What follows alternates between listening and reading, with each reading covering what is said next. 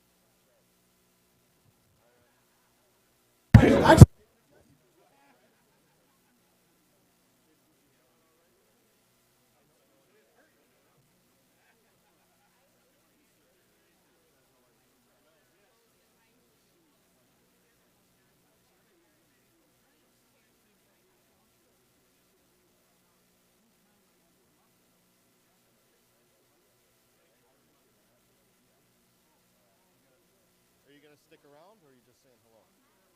Or do you want to stick around just for a minute so I can introduce you? Wonder, I say, why are you late?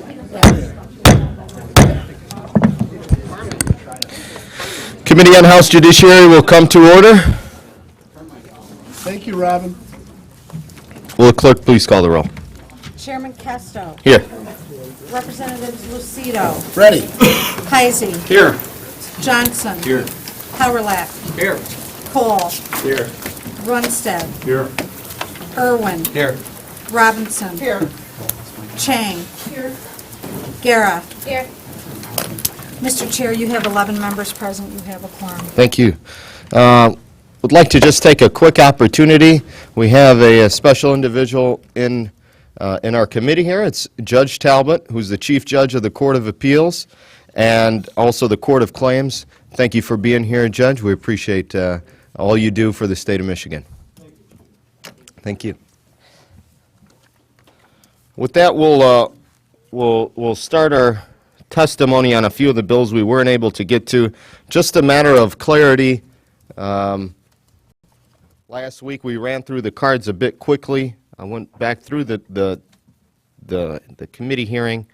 I did indicate that Lisa Brown was opposed to the bill. Just to be clear, she is opposed to the bill. She's the Oakland County Clerk.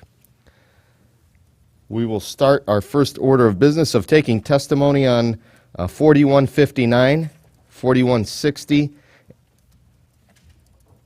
which is Representative Johnson's bills. And 61. Representative Hughes, would you like to come up and testify at the same time? Okay.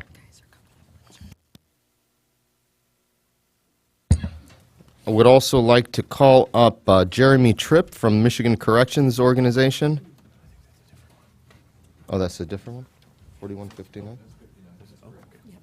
And also Sheriff Leaf from Berry County, if he's here. Okay. He was in support of the bill and wanted to speak, as well as Jeremy Tripp is in support of the bill.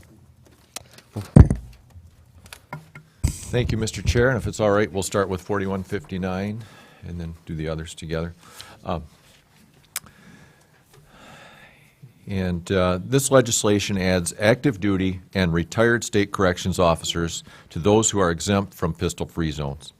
This bill also creates consistency in the fact that active county corrections officers and state parole and probation officers are already exempted. Just as with our law enforcement groups, the danger of attacks of retribution do not go away when an officer retires. In many ways, corrections officers, in particular, are at risk given the amount of ongoing contact they have with offenders. Some of these dangerous situations are laid out in the letter you have before you from Corrections Officer Ron Solms, who has testified previously to this committee. I'm in favor of larger changes to our concealed carry law, including an elimination of pistol-free zones overall. In the immediate term, however, I believe this represents a common-sense change to our law that will help keep our retired and active-duty corrections officers and their families safe from harm. I therefore respectfully request your support of this bill. And I'd like to ask Jeremy Tripp if he would like to testify. Thank you, Mr. Chair. My name is Jeremy Tripp. I'm the Deputy of Government Affairs for the Michigan Corrections Organization. For those who don't know, MCO, as we are more commonly known, represents nearly 7,000 state corrections officers spread throughout all of Michigan's state prison facilities.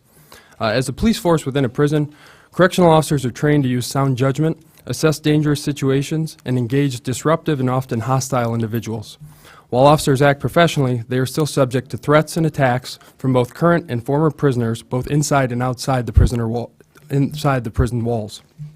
Over the years, we've had multiple occasions where officers are confronted while in public forums. These include county fairs, concerts, schools, and other weapons-free zones. More often than not, these incidents occur when an officer's family is present, exposing them and others to potential harm. We've been working with Representative Johnson to pass these bills over the past few terms, and it has been incredibly meaningful to our members and remains a priority for our organization. It is our belief that passing House Bill 4159 would not only address the safety of corrections officers, but add an additional layer of protection to the general public. What I mean by that is our COs who are required to carry on the job, they have an initial handgun training of 32 hours. In addition, COs are required to attend and successfully complete 40 hours of annual in-service training. Topics covered in those trainings range from firearms and chemical agents training to use of force, handgun retention, and self-defense. In addition, our corrections transportation officers routinely carry into weapons-free zones, such as hospitals and courtrooms, when accompanying prisoners. We ask that you please vote yes on House Bill 4159, and I'd be happy to answer any questions you may have. Are there any questions on 4159? Representative Howerlack. If I may, I'm just trying to understand what the perceived problem is that we're trying to solve. Could you perhaps elucidate that a little bit more clearly? Yeah, it's probably more than a perceived problem. When you have dead people, it's more than perceived. We've had situations, and if you have an opportunity to read Mr. Soames' letter, you'll hear of situations where family members have been shot at, and these corrections officers have been shot at. There was one instance where inmates showed a corrections officer a picture of the inside of her home, as well as a picture of her children playing. She came home to furniture being moved around and other things like that. So these folks are in danger much of the time, and criminals don't usually care about pistol-free zones. Has been my experience. So I guess my question is, where are we drawing the line? Because if you talk to our friends in the United Auto Workers local, who represent DHS employees, particularly protective service workers, and also folks that are doing child welfare visits, we've had at least 2 of those folks who've been killed in the line of duty. We've had hundreds of them who've been assaulted, and they don't have that right. I could say the same thing for a number of other professions that are doing a yeoman's job trying to represent Michigan's residents and to make this place better. I guess my question more isn't so much that, it's more why are we drawing the line here? Should there be other areas that should be included in this? Well, Martin, I would agree with you 100%. I don't like pistol-free zones at all. However, the situation with this is that these, consistency-wise, these folks have had multiple hours of training. I think you mentioned, and they have 40 hours of training every year. So, you know, if we already exempt police officers, retired police officers, county corrections officials, those folks are already exempt from pistol-free zones, as well as several other people. These folks have the training to be an asset to us in those pistol-free zones. Do you have anything to add? I would just add that, yes, I believe they are uniquely trained by the state of Michigan to not only know how to handle a weapon, but they know when and when not to use it. Right, RCOs on the inside, they use every skill set that they have to try to stop a situation before it escalates to that. But when need be, they do have the skills necessary to use a weapon if they have to. Thank you for that. Any other questions on 4159? Well, I believe also, if they require it, the Department of Corrections or wherever you were working as a corrections officer, they still would send a letter to the gun board allowing you to do this as long as you're in good standing, correct? Right. And some of these individuals have dealt with violent offenders while they were in the corrections, Department of Corrections. Right. Thank you. Representative Johnson, did you want to talk as to 4160? Yes, and I think we have someone here from the Michigan Open Carry. We should, Like, if he could join before we us. do that, actually, or we'll go through these, and then there are some members who want to talk on these bills and testify. In order to allow Representative Hughes to be able to make her way to her other committees or whatever business she has, we'll allow testimony on 4160 and 61 together. Okay. Okay. Yeah. We'll get them up. Yeah. And, yeah, you can go ahead and come up and have a seat here, but, We're going to have Tom Lambert. yes, from Michigan You're, Open Carry. and you're talking in support of 4160, correct? Yes, sir. Okay. Yeah, so, well, and I'm just having him here in case there are questions too, in the meantime, if you want to wait until. Thanks, Mr. Chairman. I appreciate this committee hearing testimony on this legislation, House Bills 4160 and 61. The bills would provide clear guidance to law enforcement while protecting the right of Michigan residents to keep and bear arms. These bills are an important codification of an Attorney General's opinion rendered by Jennifer Granholm in regard to the definition of brandishing. This legislation largely borrows from the spirit of that opinion in clearly defining brandishing in statute while laying out precise parameters under which brandishing would be allowed. Under an amendment that will be offered today, the bills will model the version passed in the previous session in both chambers by defining brandishing as to point, wave about, or display in a threatening manner with the intent to induce fear in another person. That would be with the amendment.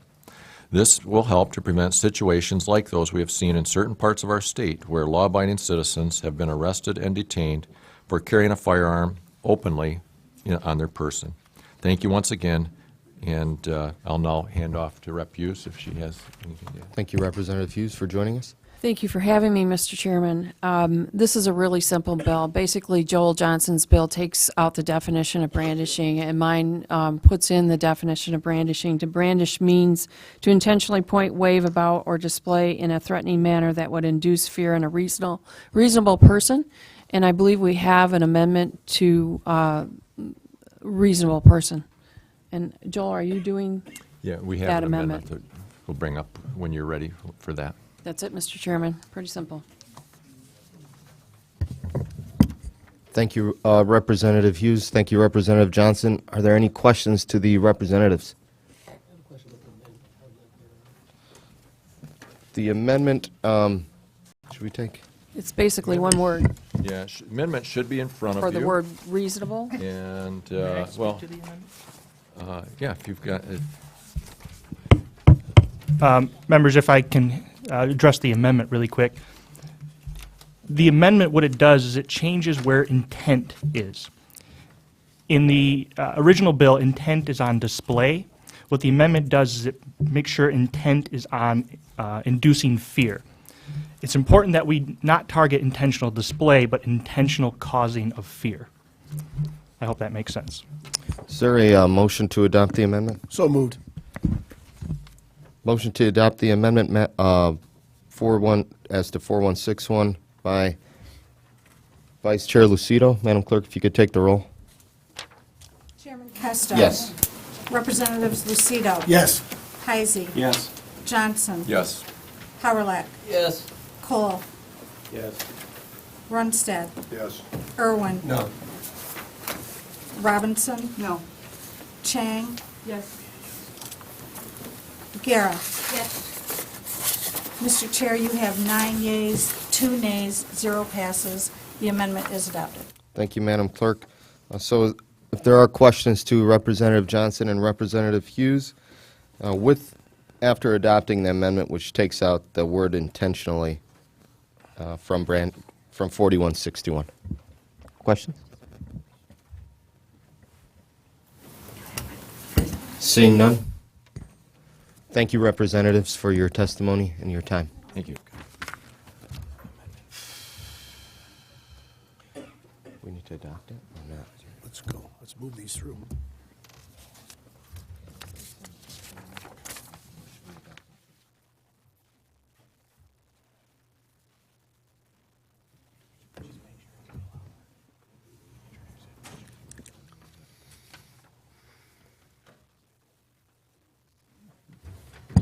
We do have an amendment to 4159 from Representative Chang.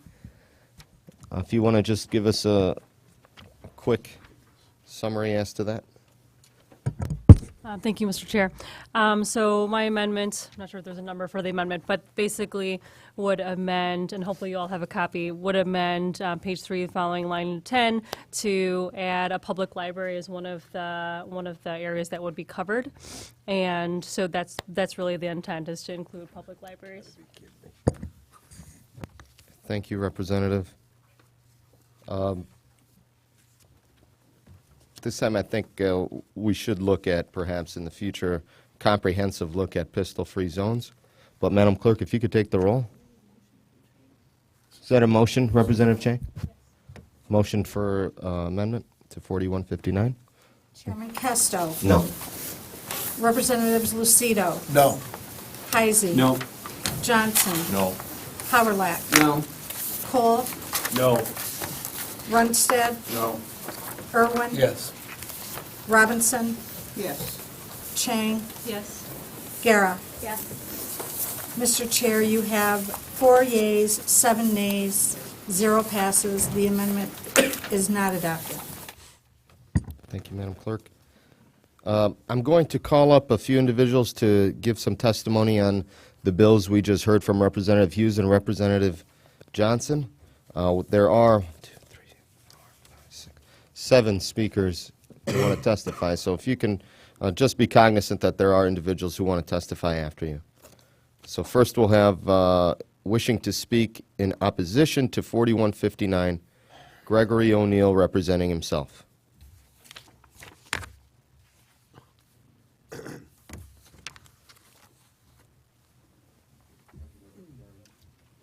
If you could just press the button as well. Thank you, committee members. I'm in opposition to this bill because for the fact that we seem to be creating all these special groups of people that are allowed to carry concealed in PFZs. I would like to see the PFZs eliminated. If we've been through the training, we've had 13 years of CPLs issued in the state of Michigan. I think we're a pretty responsible group of people. For one, in schools, to legally carry in a school, we have to openly carry.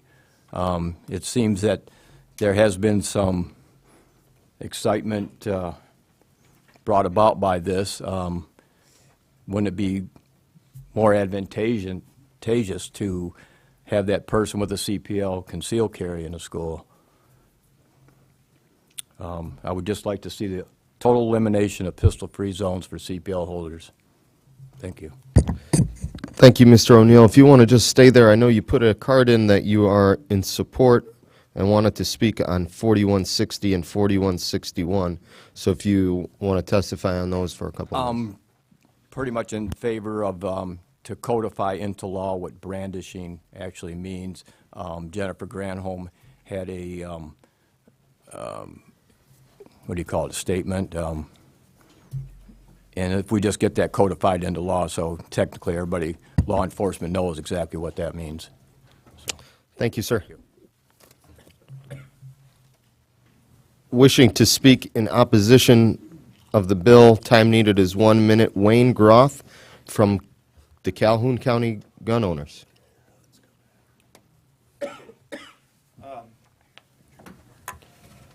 Good Thank morning, you, sir. and thank you. I'm not opposed to this group of people carrying in pistol-free zones, I too am of the opinion that we're creating a second-class license for CPL holders again. I started working for concealed carry reform in Michigan in the mid-1980s, and it took till 2001 to finally get a package of bills passed, and part of a big debate was whether or not we were going to have different grades of CPLs. We used to have a general, a business, bank, and home, and a hunting and target. And what we're doing now is we're creating a general and then basically a business, bank, and home enhanced. And it's two different classifications. I would love for all these people that are in what I call the carve-outs to be able to carry in pistol-free zones, but not at the expense of my right or privilege to carry in those same places. I just don't think it's right to give all these others rights to carry in those areas, and I don't think their lives are worth any more than mine or my family, simply put. Thank you, Mr. Groth. Any questions for Mr. Groth? Seeing none, thank you, sir, for your testimony. As to HB 4159, in opposition to the bill and wishing to speak, Joel Fulton from Freedom Firearms. Yes, for less than 3 minutes. Thank you, Mr. Chair, committee members. I own and operate Freedom Firearms in Battle Creek, Michigan. In the last 13 years, we've trained well over 10,000 students in concealed carry. I'm not in opposition to House Bill 4159 because I oppose corrections officers or any of those groups. I think they're fine individuals. I have a lot of them as customers, and I appreciate the duty that they do and the things that they do on our behalf so that we don't have to deal with that part of our society as much. Having said that, once again, I have to echo the concerns of the two previous speakers that we're creating more and more carve-outs for individuals when the truth of the matter is there just simply shouldn't exist pistol-free zones. Nothing changes me when I go into a pistol-free zone. I don't change here. You know, I'm not going to cross the sidewalk onto a kindergarten playground and suddenly want to shoot school children. It doesn't change me. And I can already carry in pistol-free zones, and so can these individuals. They simply have to obtain a concealed pistol license, and they can open carry just like I can. Nothing prevents them right now from carrying in those zones. They have the same prohibitions that I do. They simply desire to have the same privilege that I'd like to have, and that is to be able to conceal carry. I have concern for my fellow citizens. I recognize that other individuals do not feel the same way about self-protection, about firearms as I do. I realize that there are individuals out there that, quite frankly, firearms scare them a little bit, and I can appreciate that. I certainly don't want to go in to vote at my local school and open carry because that's the only mechanism I have and terrify small children. That's not what I'm in the business to do. I'm in the business of self-protection. So quite frankly, what I would like to do is to be able to conceal carry in those places, still exercise my rights, and be respectful of my fellow citizens. Thank you very much. Thank you, Mr. Fulton. Any questions? Yes, sir? Mr. Fulton? Yes. Not really a question, just to express that I agree with you as far as not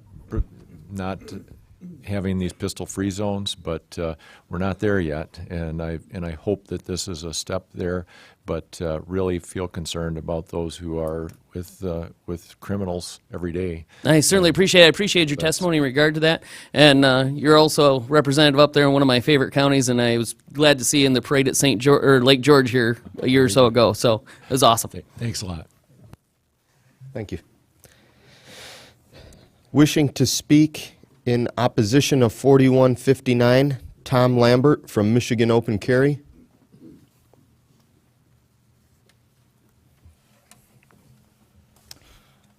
Chairman Kesto, honorable members of the committee, thank you for allowing me to speak. I want to be very tactful here. Michigan Open Carry is very, very fond of the sponsor here, Representative Johnson. We obviously are in support of another one of his bills. However, that doesn't mean we agree all the time. And this is one of those options, or one of those instances. You pretty much heard, while everybody stands in support of corrections officers carrying in these zones, you're hearing a lot of opposition to another carve-out. When the law was first passed in 2000, 0 exemptions were there. There were no exemptions to these areas. And before that, These areas did not even exist. It took 2 years for active duty law enforcement to be exempted. And then over the years, over the past 15 years, we've exempted 14 different groups of people in 10 different categories. This bill will raise that to 22 enumerated groups in 11 different categories. While, again, we respect that these people want to carry, everyone matters. I'm very sympathetic to threats that may happen, but even then, a number of the places listed, county fairgrounds, homes, those are not places in this list. There is no data out there, anecdotal or empirical, to suggest that anyone already exempted or even seen or trying to be exempted are actually attacked and harmed more than the general public. We feel our lives matter just as much as everyone else. Now, lastly, you may be asking, why is an open carry group opposing something to do with concealed carry? We recommend all of our members get a license to conceal a pistol. And the reason is because we just, in a court case in the east side of the state recently, it was said that open carry is not a defense to concealed carry. You pretty much have to stay open completely and make no attempt whatsoever to hide.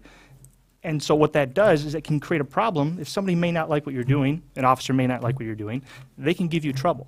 Even if you're carrying openly, you have no intent to hide, you can still be charged with a 5-year felony. Let's just get rid of these zones for everyone, go back to the way we were for 100 years, and treat everybody the same. One option we do have is to make this bill benefit everyone. Pick one of the zones, any one of them, eliminate it.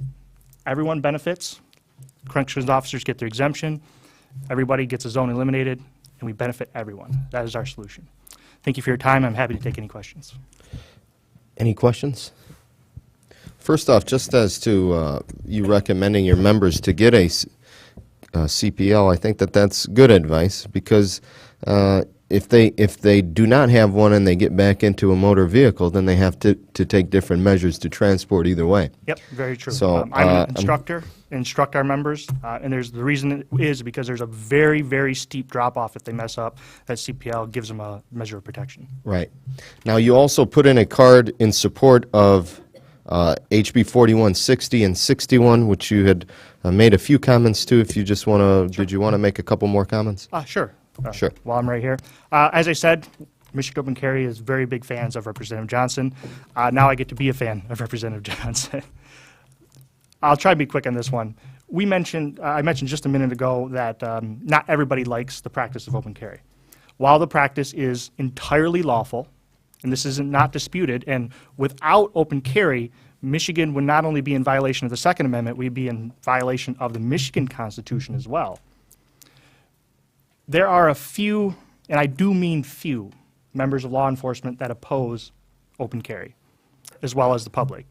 And they seek to obstruct this completely lawful activity with accusations of brandishing. And while those accusations may be completely baseless, it still takes time, emotion, and money to defend themselves from these accusations. By defining brandishing, what we do is we make it very clear. We say this is exactly where the line is.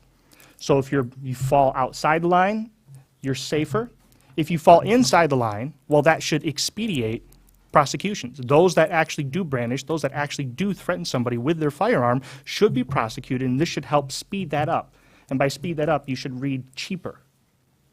Less time for prosecutors, less time for juries, less time in the courts.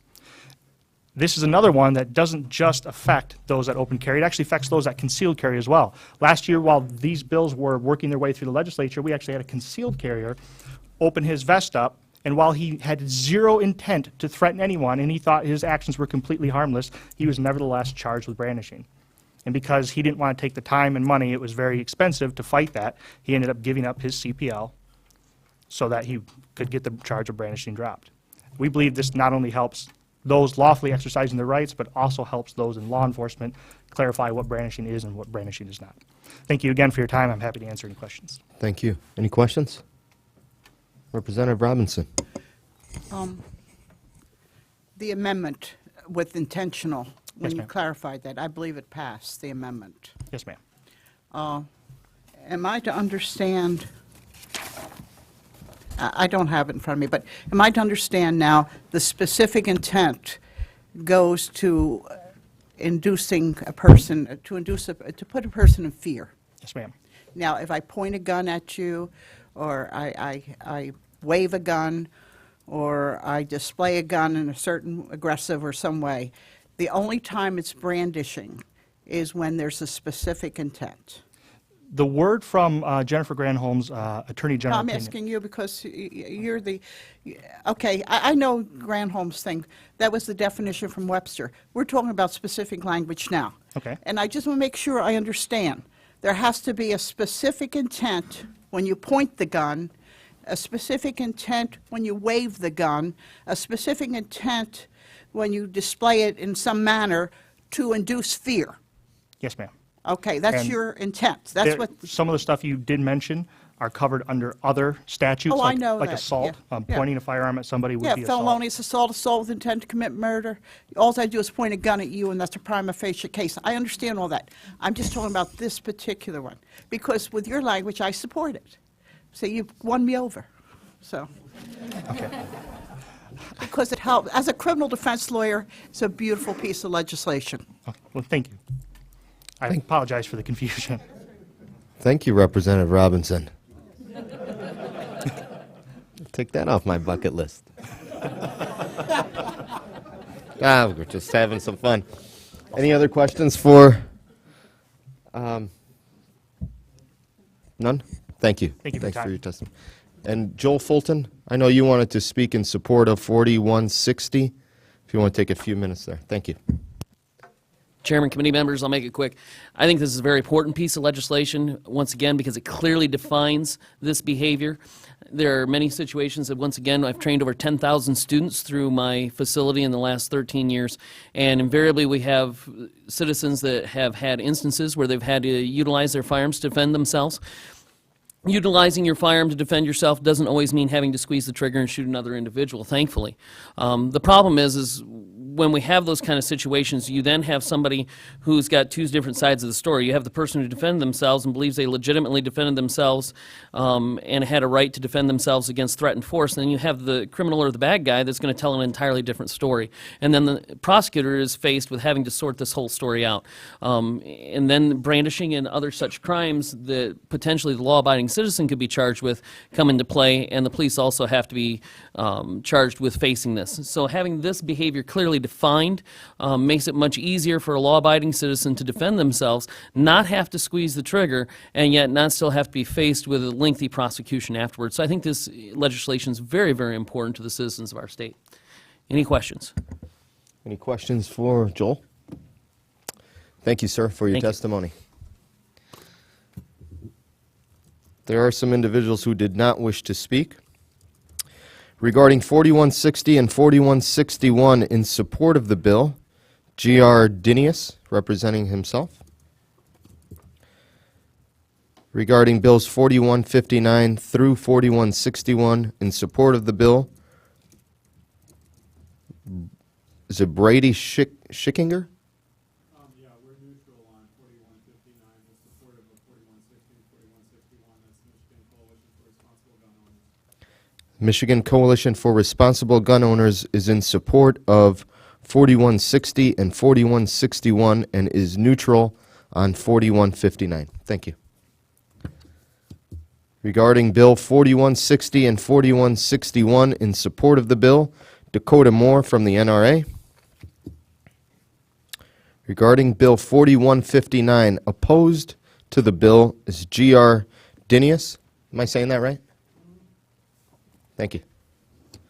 And finally, regarding Bill 4159, opposed to the bill, Brad Benzing from the Shooters Alliance for Firearm Rights. Thank you.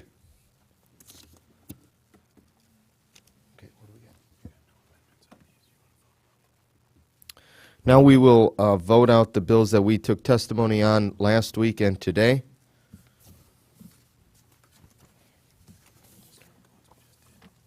We'll start with 4159. Oh. Okay. Before we do that, I will read in some cards.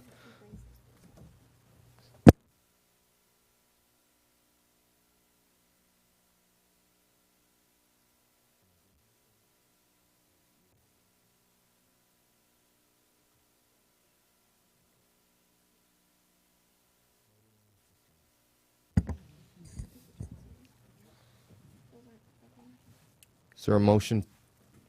Motion as to Bill 4159? So moved. Motion by Representative Lucido. Clerk, please call the roll. Chairman Kesto. Yes. Representatives Lucido. Yes. Heisey. Yes. Johnson. Yes. Howerlat. Yes. Cole. Yes. Runstead. Yes. Irwin. Yes. Robinson. This is 4159? No. Chang. No. Gara. Yes. Mr. Chair, you have 9 yeas, 2 nays, 0 passes. House Bill 4159 is reported with recommendation. Thank you. Regarding Bill 4160, Mr. Chairman, I so move 4160. motion by Representative Lucido. Madam Clerk, please take the roll. Chairman Kesto. Yes. Representatives Lucido. Yes. Heisey. Yes. Johnson. Yes. Howerlat. Yes. Cole. Yes. Runstead. Yes. Irwin. Yes. Robinson? No. Chang. Yes. Gara. Yes. Mr. Chair, you have 10 yeas, 1 nay, 0 pass. House Bill 4160 is reported with recommendation.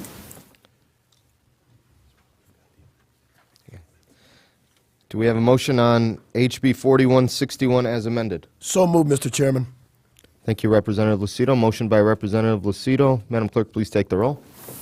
Chairman Kesto. Yes. Representatives Lucido. Yes. Heisey. Yes. Johnson. Yes. Howerlat. Yes. Cole. Yes. Runstead. Yes. Irwin. Yes. Robinson? Yes. Chang. Yes. Gara. Yes. Mr. Chair, you have 11 yeas, 0 nays, 0 pass. House Bill 4161 is reported with recommendation as amended, as substituted. Thank you, Madam Clerk. We'll take up HB 4076. I have a card to read in. Not wishing to speak and in support of the bill, Brady Schickinger from MCRGO. Do we have a motion on HB 4076? So moved, Mr. Chair. Motion by Representative Lucido. Madam Clerk, please take the roll. Chairman Kesto. Yes. Representatives Lucido. Yes. Heisey. Yes. Johnson. Yes. Howerlat. Yes. Cole. Yes. Runstead. Yes. Irwin. Yes. Robinson. Yes. Chang. Yes. Gara. Yes. Mr. Chair, you have 11 yeas, 0 nays, 0 pass. House Bill 4076 is reported with recommendation. Thank you, Madam Clerk. We'll now be taking up some cards on HB 4151 through 4156. Not wishing to speak and has concerns with transportation of weapons, Ben Bodkin from the Michigan Sheriff's Association. Not wishing to speak in support of HB 4151 through 4156, Brady Schickinger from MCRGO. Not wishing to speak and in support of bills 4151 through 4156, Wayne Groth from Calhoun County Gun Owners.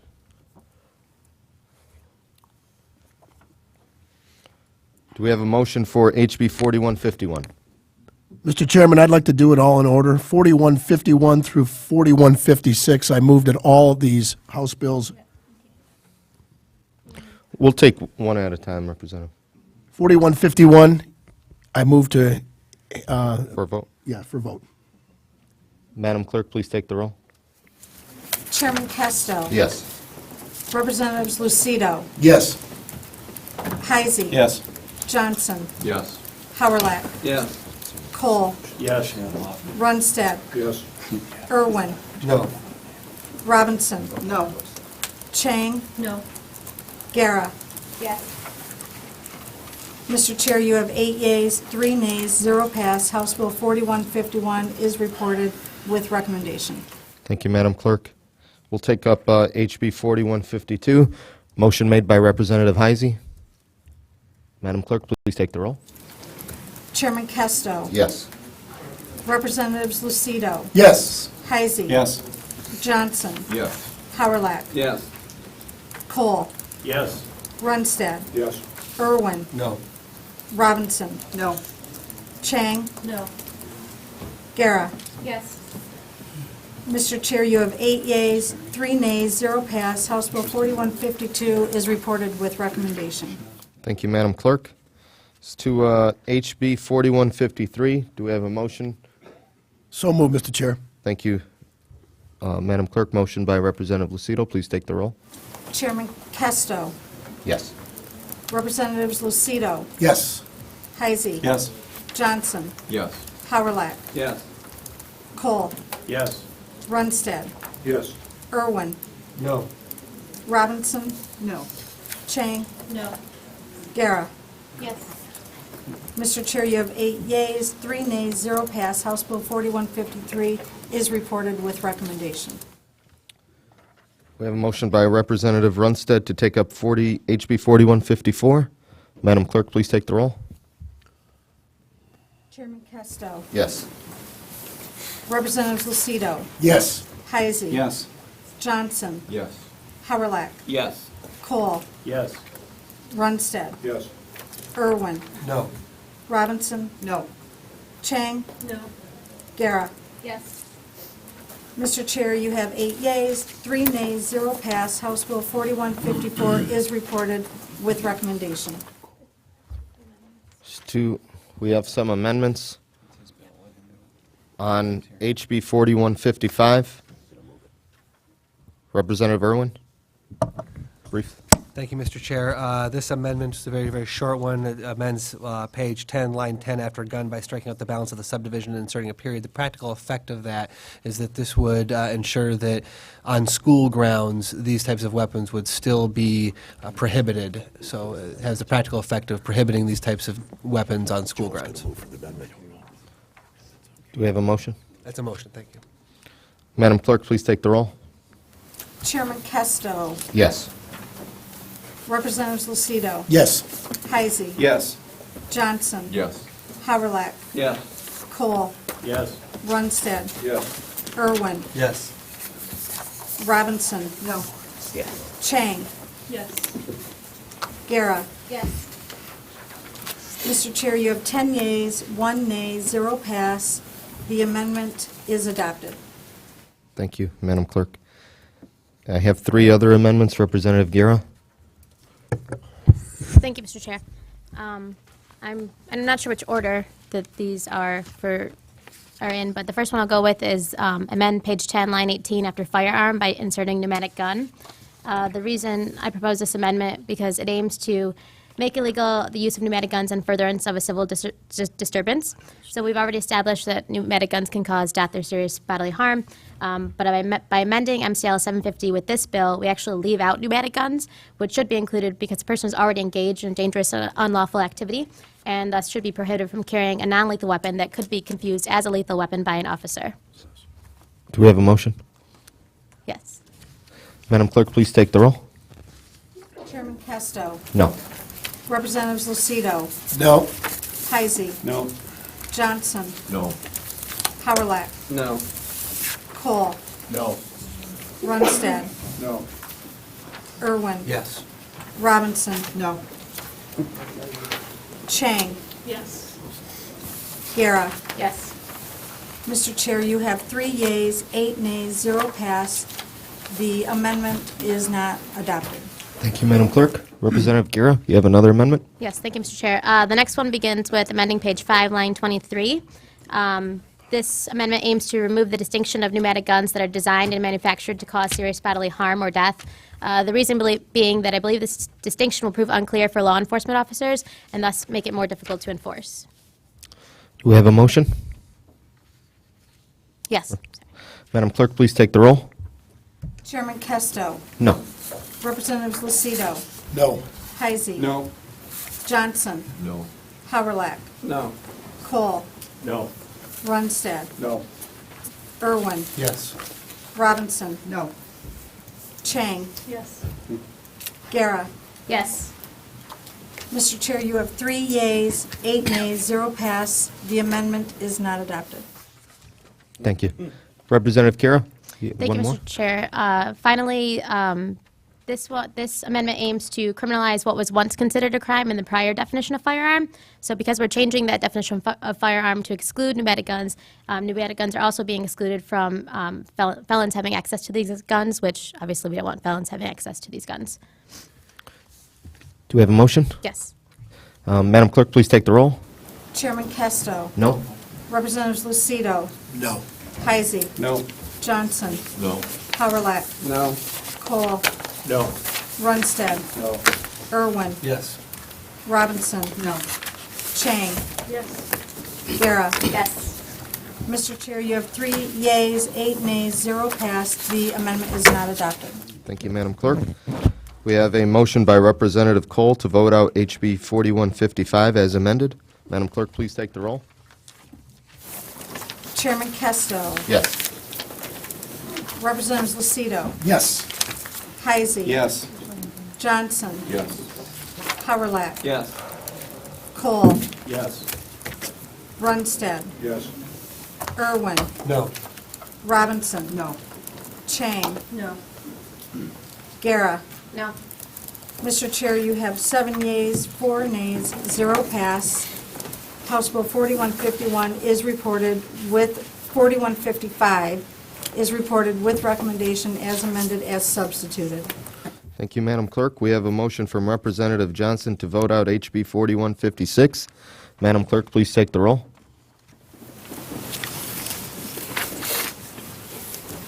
Chairman Kesto. Yes. Representatives Lucido. Yes. Heisey. Yes. Yes. Johnson. Yes. Howerlack. Yes. Cole. Yes. Runstead. Yes. Irwin. No. Robinson. No. Chang. No. Gara. Yes. Mr. Chair, you have 8 yeas, 3 nays, 0 pass. House Bill 4151 is reported with recommendation. House Bill 4156 is reported with recommendation. Thank you, Madam Clerk. We'll take up HSB 34. So moved. I see some amendments. Representative Chang? Okay, so I've got a couple, but the first one that we'll do is the longer version that you have in front of you. And this amendment would require citizens to get a permit and undergo a background check for all purchases and transfers of firearms in the state. Federal law requires background checks for any individual purchasing a gun from a licensed firearms dealer, but as you know, it doesn't apply to sales between individuals through classified ads or at gun shows. So Michigan is among a handful of states that requires individuals to obtain a permit, go through a background check for any purchases from a non-federally licensed firearms dealer, but the measure doesn't apply to larger and longer firearms. And so I really think that we should have the same permitting and background check process for any gun purchase. And according to polls conducted last year from a number of reputable sources, there's widespread support for universal background checks. So urge your support today. Do we have a motion? I do. Yeah. Madam Clerk, please take the roll. Chairman Kesto. No. Representatives Lucido. No. Heisey. No. Johnson. No. Howerlack. No. Cole. No. Runstead. No. Irwin. Yes. Robinson. Yes.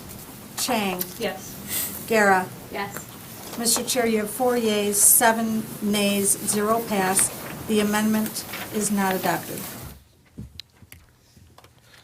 We have another amendment by Representative Chang.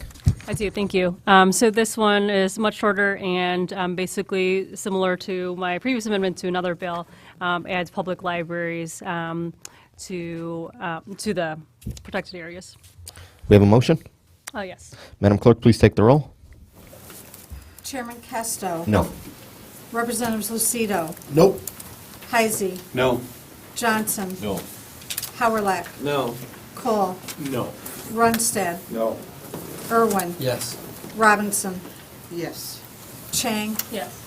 Gara. Yes. Mr. Chair, you have 4 yeas, 7 nays, 0 pass. The amendment is not adopted. Thank you, Madam Clerk. As to Senate Bill 34, we have some cards not wishing to speak in support of the bill. Brad Benzing from Shooters Alliance for Firearms Rights. As to SB 34 and SB 35, not wishing to speak in support of the bill, Brady Schickinger from MCRGO. Yes, Representative Irwin. I'd like to take an opportunity to say a couple words about this bill before we report it out. We have just a couple minutes if you want to take a quick minute. And we do have 2 bills. Thank you, Mr. Chair. I just want to mention this because, as we know, these bills came before the legislature last session. They were voted through and they were vetoed by the governor, largely around the concerns that were expressed around the changes to the PPO process and particularly the dangers that might be incumbent to domestic violence survivors and victims. And I just want to say that for as far as I can tell, those concerns are really not fully addressed in the changes in the bill. By getting rid of the very limited element of local control that we had with the local gun boards, we are giving up the opportunity to have the local knowledge applied to these applicants. We all know that there are situations of domestic violence and other crimes where individuals are picked up but not arrested, they're not charged, they're not put into the state police system, and having a local gun board allows the local knowledge to be applied to those situations.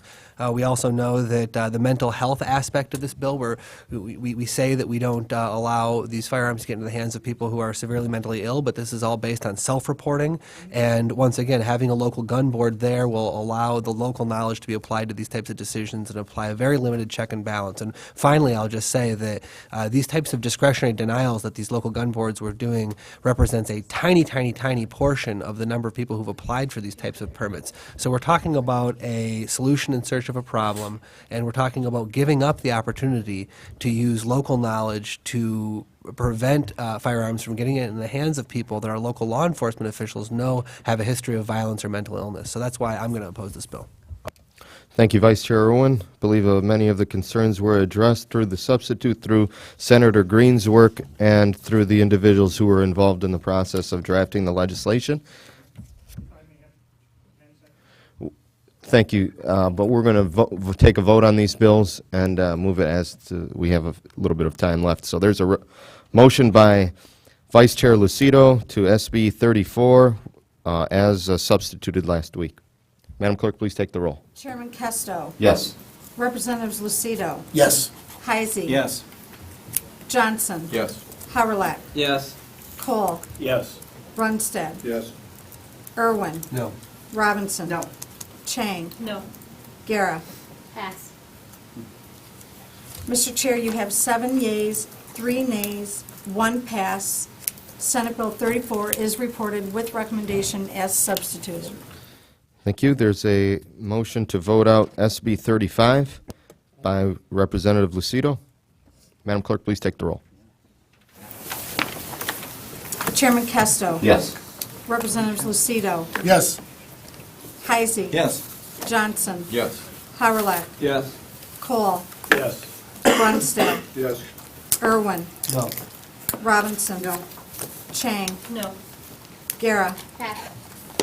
Mr. Chair, you have 7 yeas, 3 nays, 1 pass. Senate Bill 34 is reported with recommendation. Thank you, Madam Clerk. Representative Heisey makes a motion to adopt the minutes from the previous meeting. Seeing no objection, they are adopted. And without any further business and no absences, this committee is adjourned.